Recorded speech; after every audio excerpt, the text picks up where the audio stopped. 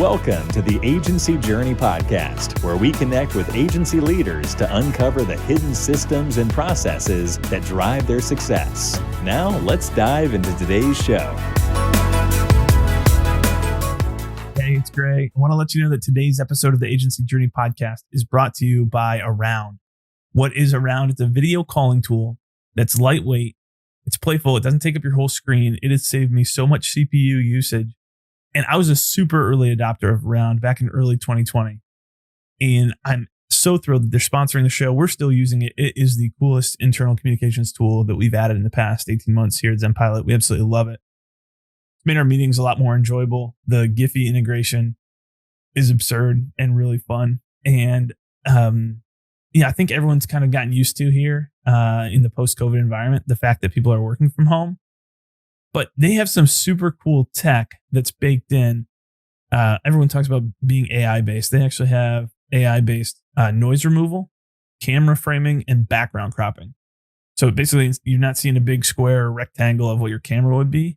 It's a circle that centers on your head, and it cuts out a lot of the background stuff. And then if you get people screaming in the background, I've got 4 kids at home, it's going to cut out a lot of that noise. It's absolutely awesome. So you can try Around for free. Go to around.co/agencyjourney. If you sign up, if you like it, shoot me your favorite filter, ask me for a link to my secret room. I love to hear from other agencies who are using it. I think this is an awesome tool for internal agency teams. All right, let's get back to the show. All right, welcome into another week's episode of Agency Journey. I'm Gray McKenzie from ZenPilot. This week, I've got the pleasure of bringing on Andrew Hong, who is the CEO and co-founder of Tobe Agency. And Andrew is no stranger to the podcasting game. So I'm excited to dive in. Andrew, thanks for joining me. Yeah, thanks, Gray. Excited to be on here. Heard the podcast a few times already. So pretty cool to be a guest on it now. Awesome. Well, I appreciate you still coming on after listening. So it's I'll take that as a good sign. So Tobe Agency, let's get the quick kind of 30-second overview of the agency and backstory. Yep. Yeah, so we're primarily a Hubspot agency. We're a diamond tier Hubspot agency based in Los Angeles. For all the agencies out there, we provide the typical kind of suite of inbound services, right? So the growth marketing side, we do a lot of sales enablement because we work with a lot of B2B companies, primarily in the real estate education, healthcare education, and mortgage verticals. So we work with companies that provide services to real estate agents, provide services to mortgage companies and whatnot. We have a pretty big media component to our agency. And that's actually one area where we've made a pretty significant investment over the past couple of years, because we sort of see this transition where, if you're blogging and doing the typical like inbound content stuff, well, now, like if you have video content or audio content, it can now be indexed, right? Just like written content can be, right? On YouTube. There's even SEO for like Apple Podcast, for example. So the media component of us is really where we focus a lot on the media of our company and really on audio and video in the form of video podcasting. Great overview. There's a lot that we could dive into there, but where did the podcasting, so for us, we started this podcast in 2015 and it was like, I'd had a year before of wanting to start a podcast. Like, I don't know what to start a podcast about. Okay, we've got a great excuse here. We can use it for business. Yep. Where did the podcast drive and the media drive come from? Yeah, so we wanted to find a way to differentiate ourselves from other HubSpot agencies, really. There's no secret out there that HubSpot as a platform is just really growing, and they're going up market. They're going across small and medium-sized businesses. They're going into enterprise now. And so naturally, there's been a lot more agencies that have entered the space, right? The partner program for HubSpot has been pretty big and very successful. But for us, it's like, hey, look, there's, a lot of the services that we were offering. There's a lot of agencies that offer the similar kind of inbound retainer. And for us, it was like, okay, like the inbound retainer, it's a core service, but how do we expand on that, right? And that's where we started to think about video work. And when we actually started our agency in the beginning, we're like, oh, we're going to be a video production agency, do live action, do all that kind of stuff, And sure enough, you create this, $5,000 to $7,000 video, about us video, culture video, whatever. It lives on the website. It's outdated after 2 years. And it's like, okay, what's the next video content or asset that we have to create? So really the podcasting came in because we saw it as a quick and easy way for people to get involved in video, because basically you are recording audio, you're recording video. You now have a video interview basically that you can put on YouTube or any of the other like video hosting platforms. But more importantly, you can actually take that video content and clip it into micro content, right? So taking hot outtakes from the podcast, so you can use that for social content, for email content. Heck, we even use a lot of that micro content for outbound sales, right? Where they're trying to nurture people with some of that stuff. So really the podcasting came as a need for us to differentiate ourselves, but also kind of see like, hey, look, like it's going to be a pretty critical component of a content strategy moving forward to produce a lot of video content. And that can be very unwieldy if you're doing like very custom type of projects. Makes a lot of sense. I just did a podcast earlier this morning, and there's I don't know if you ever come across a cool tool called Avoma. I have not, no. But it's like a competitor in the marketplace too. I think Gong and Chorus are the two main platforms that they're going after. Yep. So we're using this tool. It records, it sucks in your Zoom transcript or shows up as a note taker on the call, and then transcribes it all like an Otter.ai or a tool like that.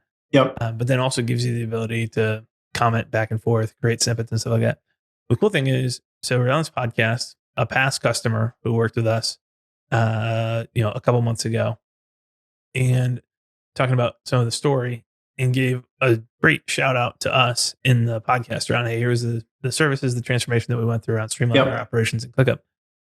So super cool in Avoma just to take that snippet afterwards and say, hey, we'll clip this. Here's a sales asset for the sales team right away to use that he's already said publicly. And I was like, hey, can we use that right afterwards? Yeah, absolutely. And that's the best testimonial, right? It's like so much more powerful than just a bunch of text on a static web page, right? Like having an audiogram or a video asset or whatever, on video in the state of a podcast and a natural. You can read the body language, like the person's like the authenticity, I think, comes through a little more. And a lot of times we kind of talk about like build like you as an owner of your organization or your agency or whatever.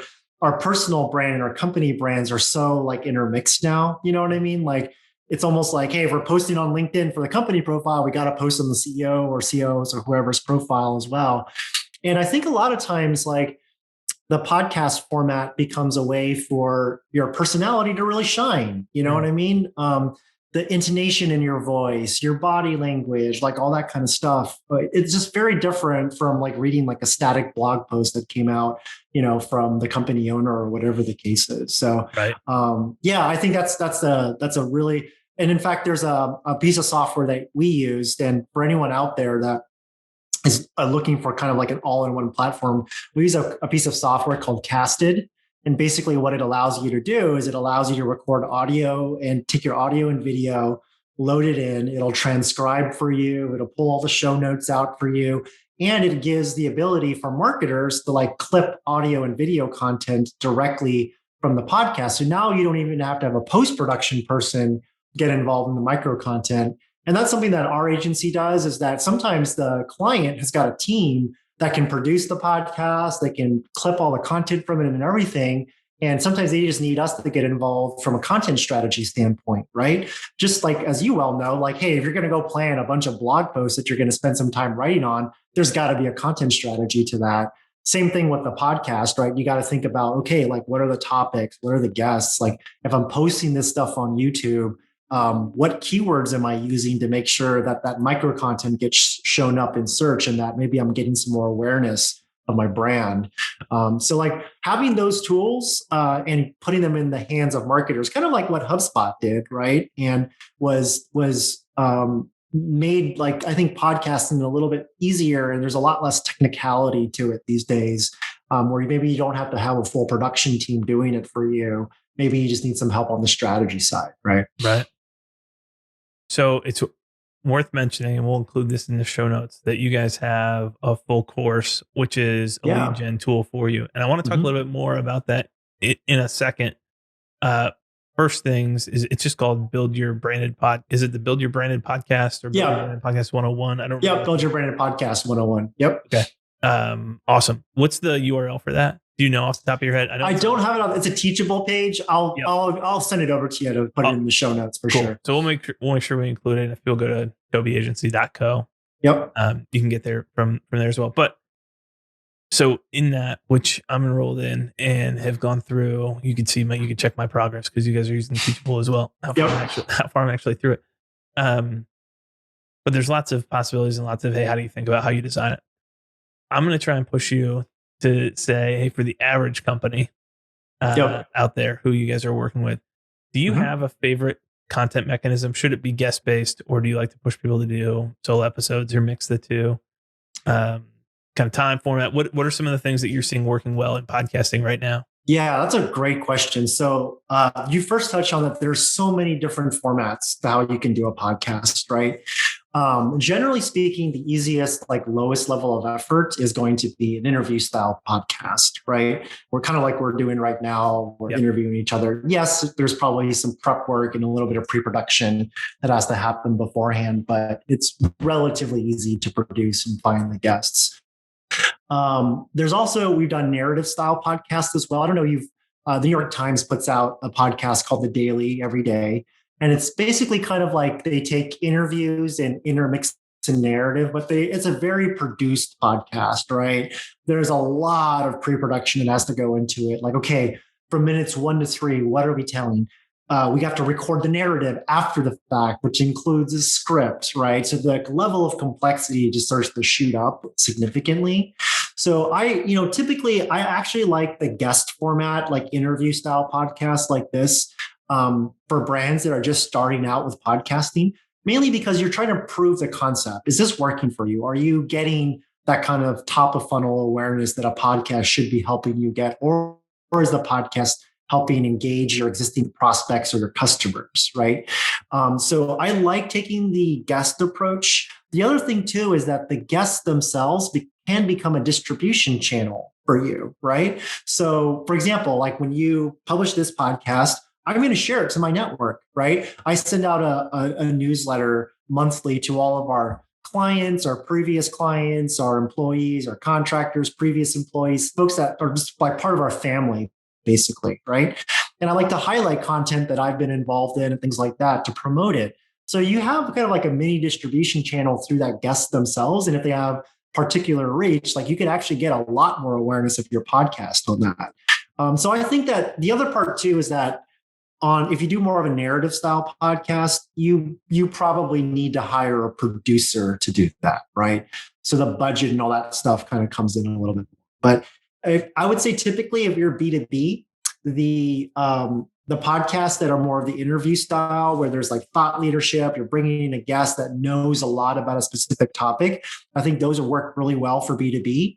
For a lot of the in fact, we've worked with, we work with Stanford University and do a podcast for them. And this is really around, the basic idea was like they were trying to get people from different political affiliations to come into a room together to talk like real people do, instead of sitting behind a keyboard, like, flaming each other basically. Right. And so we did this podcast with them and it became more of a narrative style podcast. And we're trying to tell a story basically, through the episode. And so I think for like some B2C brands out there, like there's a really cool story component that you can use with a more narrative piece, but there's a bigger piece of production that's involved. But in our experience, at least on the B2B side, and that's like the core kind of clients that we work with, we definitely find that the interview style ones work a little bit better, not only in terms of distribution, but for production. And I think a lot of times when people are going to B2B content, they're just like looking for thought leadership or how can they do their job better in a lot of ways. Right. So I want to make one point on top of what you had, and then I've got a question to ask you about one of the challenges with interview style podcasts. Yeah. When we were starting, at the time we were running a software company called Do Inbound, project management software for agencies. Before we said, hey, trying to do consulting and build the software at the same time is really, really hard. Sure. Yeah. Company. But we were. It was called Do Inbound because it was specifically targeted towards inbound agencies. And so HubSpot partners were our main. That was our world that we were in. So a piece of what you touched on was really a key point in that you get distribution through the guests that you bring on and you tap into their network. And then there's this element in the world that's unfair, but part of reality, which is you get credibility based on who you're associated with. That, there's a saying around, you are the average of the 5 people who you spend the most time with, or your 5 friends. So part of our growth strategy early on was, hey, we'll have all the largest HubSpot partners on. Yeah. Now we're building relationships with all of them. But also there's an element here where we're being seen in the same room with all of these people. There's some credibility that's pulled in from that. And that wasn't as cold and calculating at the time as it sounds like afterwards. But that was actually a really effective, kind of blindly stumbled into it. And it was actually a really effective marketing tool for us. So, and anybody running any brand, you can do the same thing. Go to the influencers in your space, and you become seen as one of the influencers in the space. Yeah, and you're really, it's all about those micro communities, right? Like building these small little niche communities where everyone kind of has these very common denominators and on these common threads. And actually, like in looking at my journey and meeting you and ZenPilot, like I was referred to you. I heard your podcast and I was like, okay, like the things they're talking about, these are all the operational project management ClickUp challenges that we're facing right now. We got to talk to this guy, right? And we're still in the process of trying to figure out how to work together, but I think we both see that there's value there, right? But I think like for me, hearing other agency owners talk about some of the problems and challenges, and again, to your point, like some of the larger ones for that matter, right? The ones that we see on the first or second page of the HubSpot partner directory and stuff, like, hey, like that guy or that girl actually has the same problem that I have as an agency that's maybe like a third or even less of the size. And they're investing with ZenPilot to make sure that they are setting up their ops and their project management systems and their teams to scale. So that gave me like more like confidence to have further conversations with you and to continue the conversation with you to this day, right? About us working together. So yeah, and actually we tell a lot of our B2B clients, like another strategy for podcasting is like, hey, you're prospecting. You're connected with an SQL and maybe there's an opportunity or a deal on the board. They're not ready yet though. They're just like, hey, you know what? Like, I really like what you guys offer. I think we need it. It's not time yet, right? So we know that as part of like sales professionals, we got to continue to nurture that person, stay warm with them, continue to build that relationship. So we tell a lot of these folks, book your prospects on podcasts, right? It's a way for them to get to know you a little bit better. And a lot of people are kind of flattered when they ask you to put them on their podcast. So it's not as big of an ask as you think it is, right? So I think that's something to think about too. Yeah. One thing that you mentioned around the narrative side, I think one of the pros of that, anytime that you're controlling the content, is if you're trying to do SEO as well, and you've got a specific topic that you want to rank for, do you have any mechanisms or systems that so going into this conversation, I have themes, I've got a handful of prepared areas that I want to ask you about, but I also want to stay curious and understand, hey, Andrew said this thing that's really interesting. I want to be able to have flexibility to go jump into that. So I can't pre-write, here's a 2,000 word article based on what Andrew's going to say because I don't know.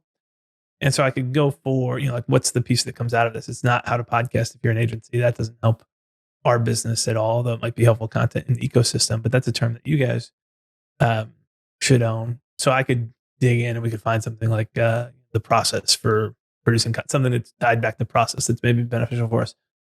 And we're not overthinking the keyword research side right now. We probably should be doing more from an optimization perspective.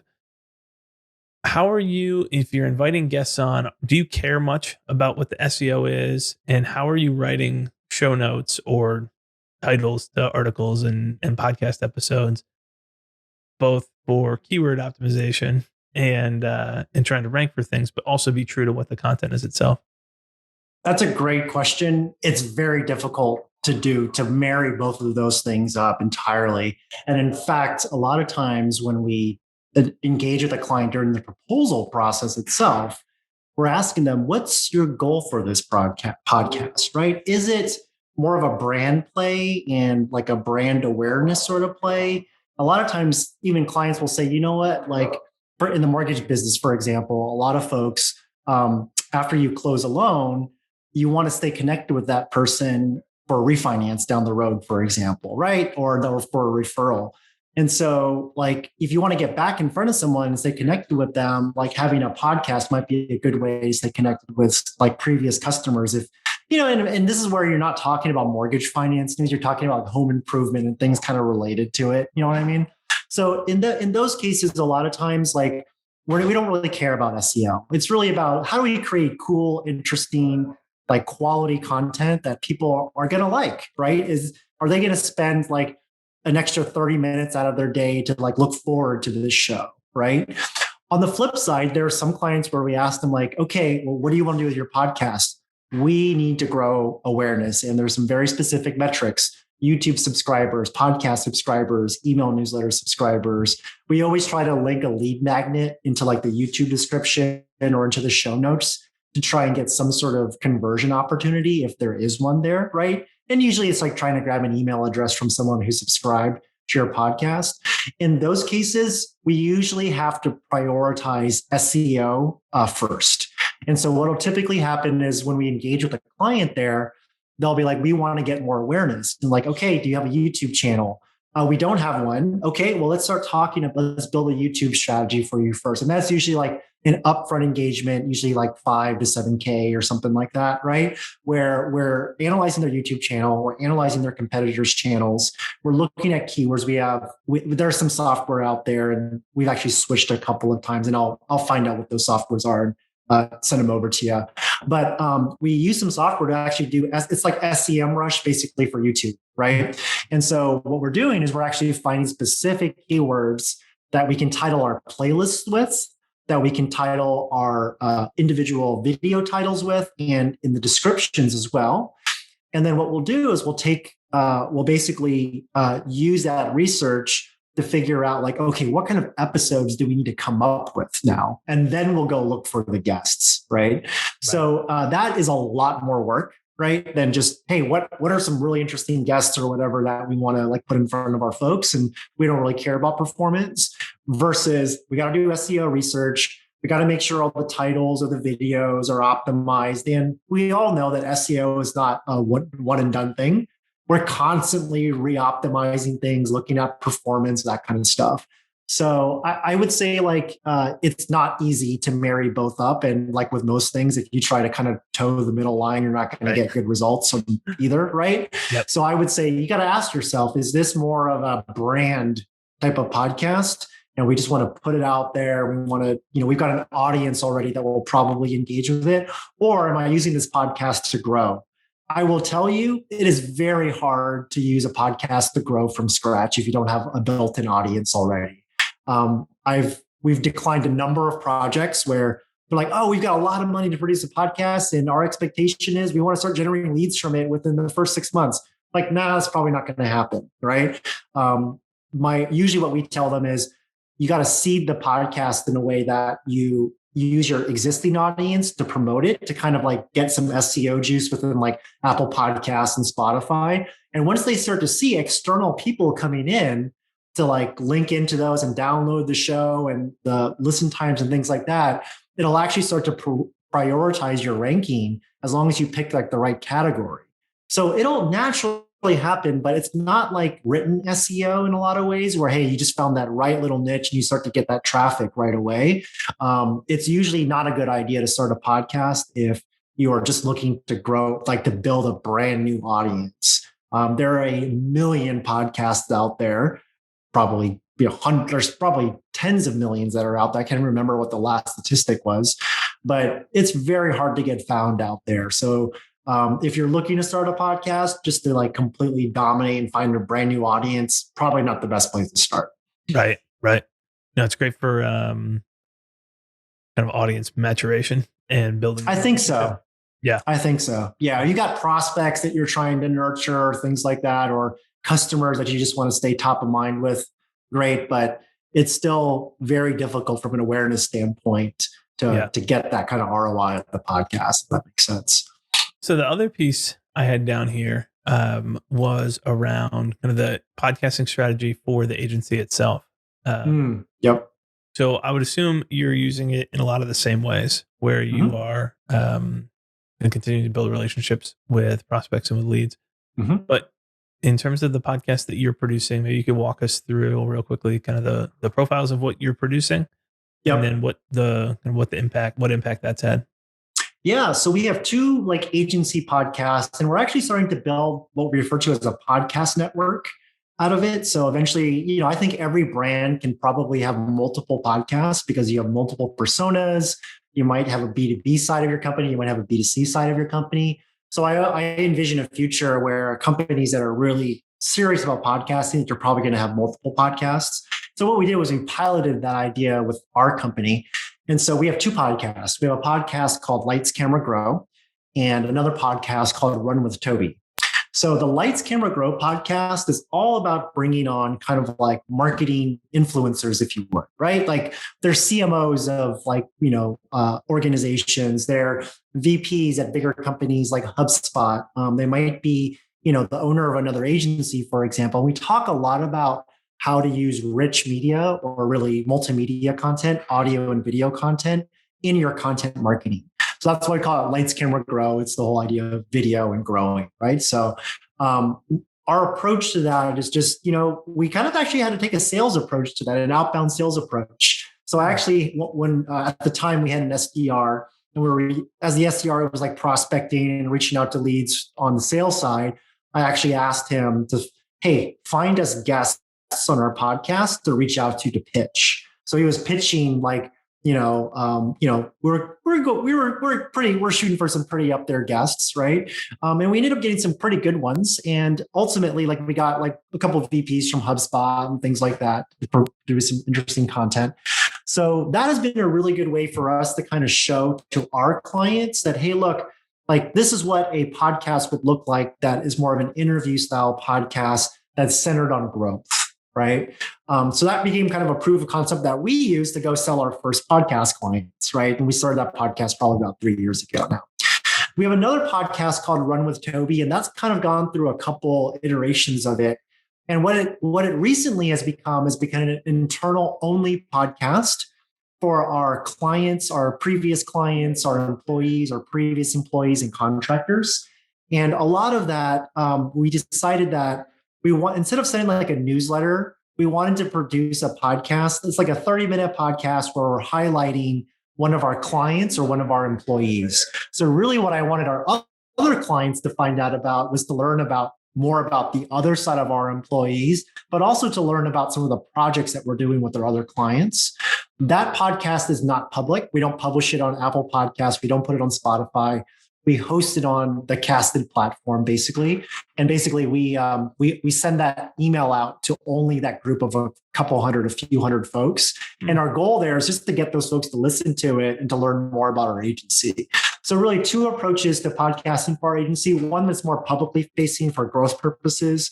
And we do execute a YouTube strategy and there are things like that. But on the other side, we have more of an internal podcast that we use to just get more engagement and just to be top of mind with our clients and kind of our network, if you would.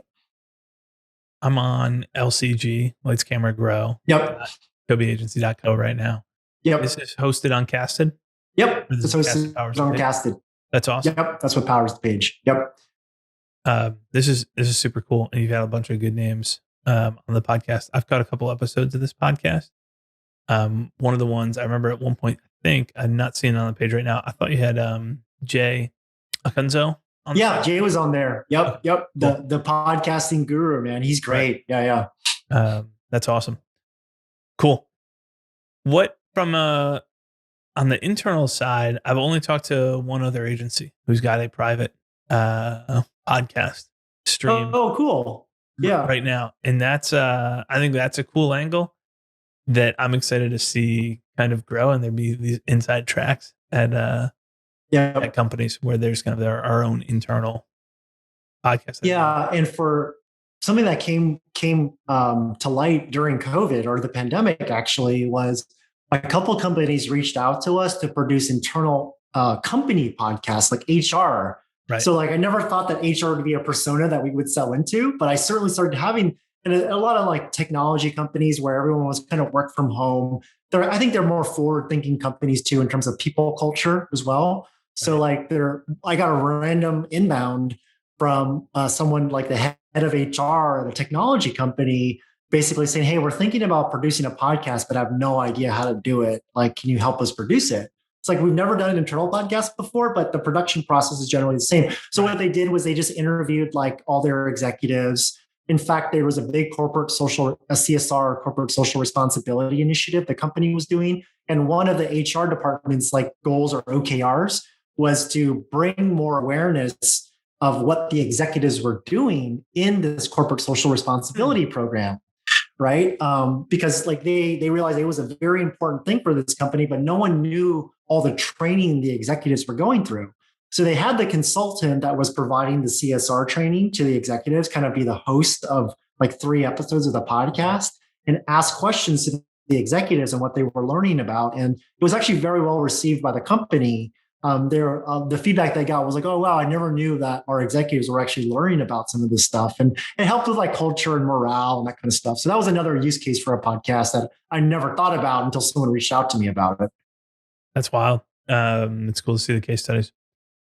Okay, so I've got just a couple things here as we're wrapping up. We mentioned the Build Your Brand Podcast 101 course.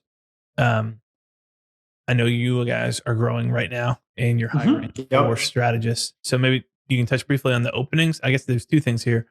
And where you're growing right now, what roles you're hiring for. I think that's an interesting touch point in terms of where people are trying to recruit. And then secondly, would be kind of directionally for the agency moving forward. Any major initiatives that you're excited about in the tail end of 2021 and into 2022? Yeah.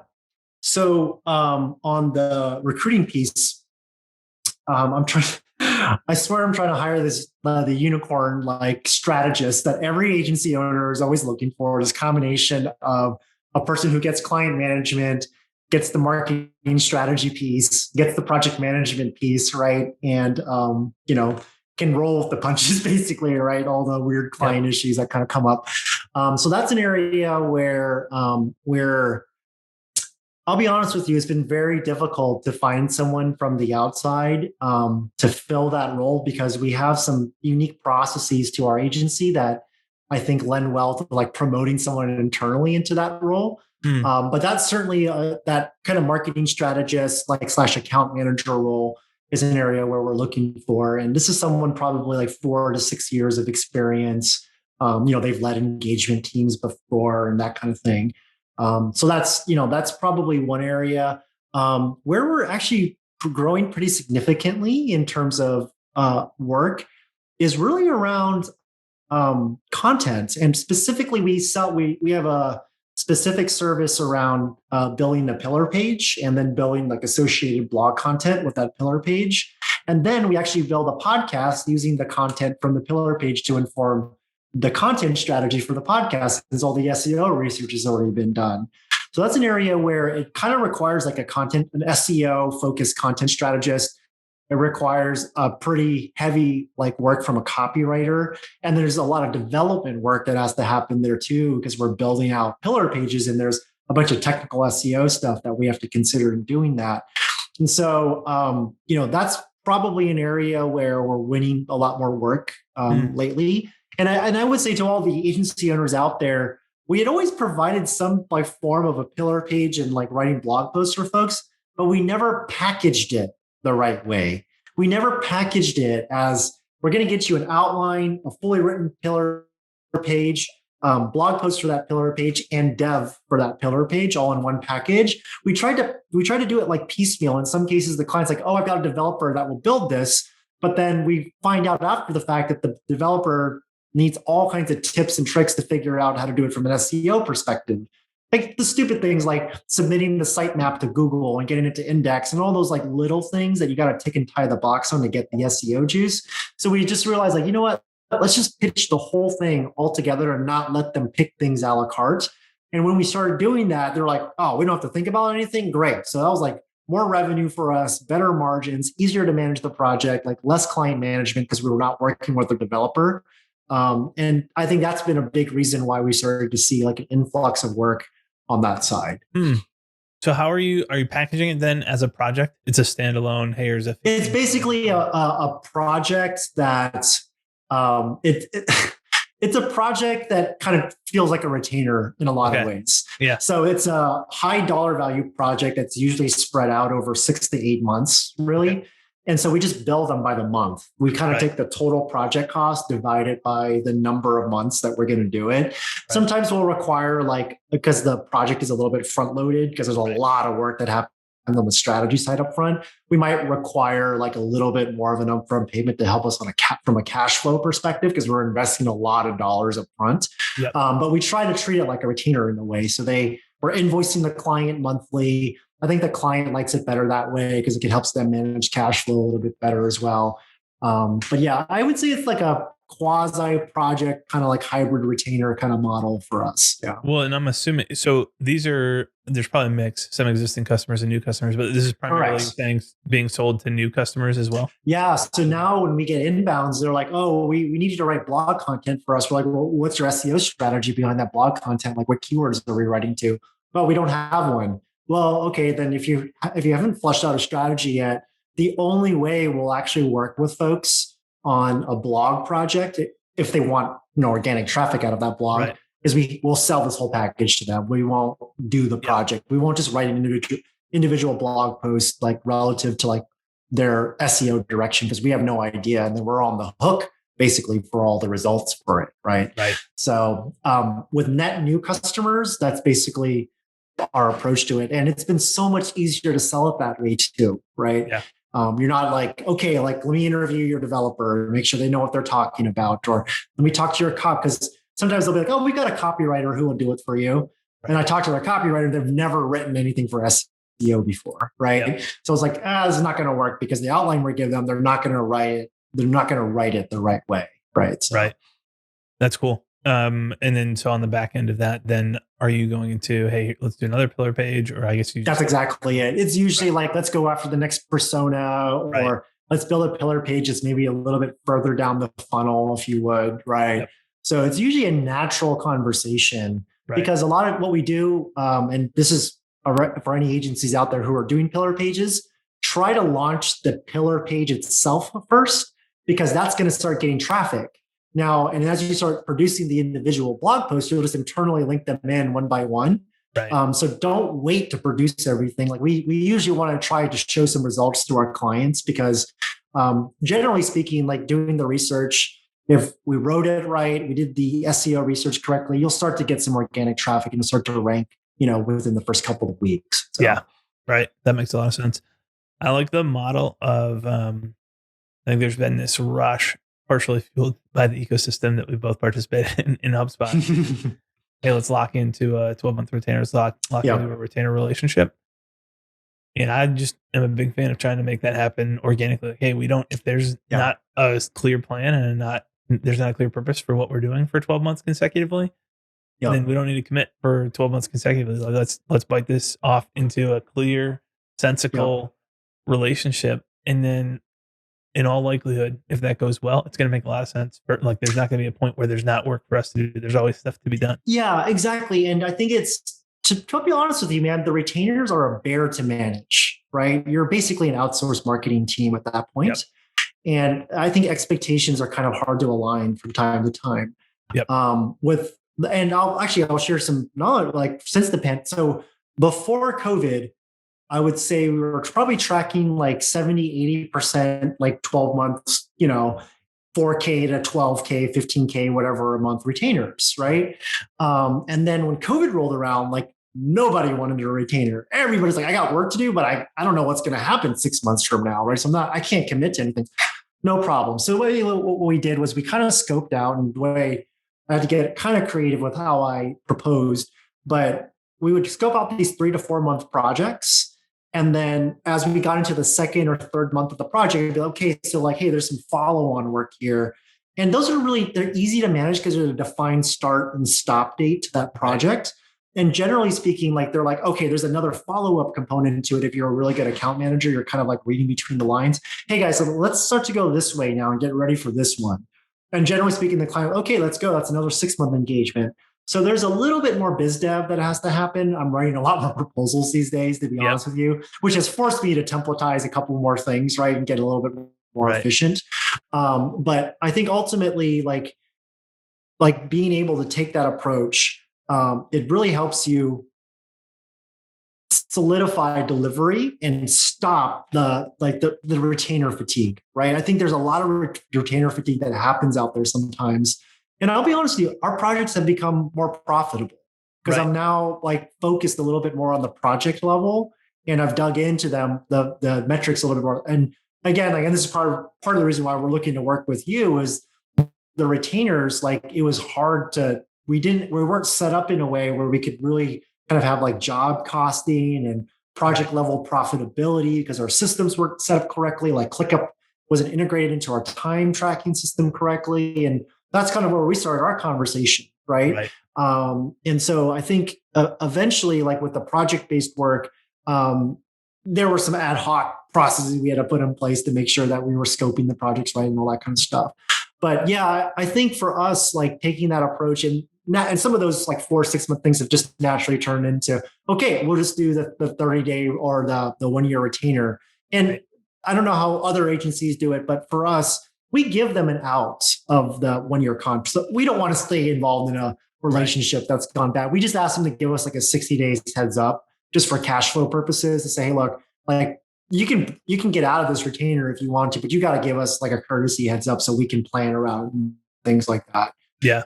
So yeah, I think we've seen a little bit more retainers kind of come, but I think us taking these like 4 to 6 month project approaches and kind of trying to get renewals has actually worked really well for us, and we've become more profitable as a result. So you see that pretty consistently with agencies. I mean, it's very common. Yeah. Who are more project driven in general are probably have a higher profit margin. Now there's also the highs and lows that come along with that. Definitely. Yeah. And we've had some kind of divergent thinking on the podcast recently where we had Todd Taskey, who's a M&A broker for agencies, and he helped coordinate the recent SmartBug acquired Worth e-commerce. So, I saw that. Yeah. Okay. I didn't know that. Okay. Yeah. So, that was a Claudio partner they acquired, right? Yep. Yeah, exactly. So Todd is a big advocate of, listen, get as much of that revenue, like from a buy side. I want to see as much recurring revenue possible, which gives totally understandable. As an acquirer, I want to know that this revenue is going to be as sticky as possible. It's not all going to disappear because you just had great relationships with people who kept coming through. Yep. Then we had Remington Begg from Impulse on, and in his mind, he's shooting for 60, 70% of the work to be retainer work, but to have a good chunk of project-based work. So that you don't get stuck in an unprofitable relationship, or if you don't get overextended if you got team turnover or whatever else.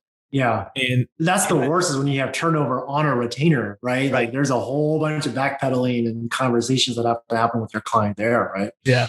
So I love the way that you're setting up. And I think, and when you press Todd a little bit and ask, what happens here if we've got repeat business, but it's not necessarily recurring. He said that's the difference between recurring and reoccurring, where reoccurring or repeat business, that can work back in your favor. You just need to have a story to tell that makes sense. And so what I love about that approach is, hey, we've got it clearly scoped. It's not this nebulous 12-month engagement where we just hand you whatever we need done on the marketing side and you do it. You've got a better strategy. You've got a clearer scope. You can be more profitable on the project itself. Yeah, I think it forces the client to get much more precise with what they want their agency to do. And we all know sometimes the client has no idea what they want their agency to do, right? And so a lot of times as account managers, we're like, okay, what's the scope of work for the next quarter? What's the next month? What do we work? How many email campaigns? How many blogs? How many social posts? Like all that kind of stuff. And it kind of feels like a hamster wheel a little bit sometimes.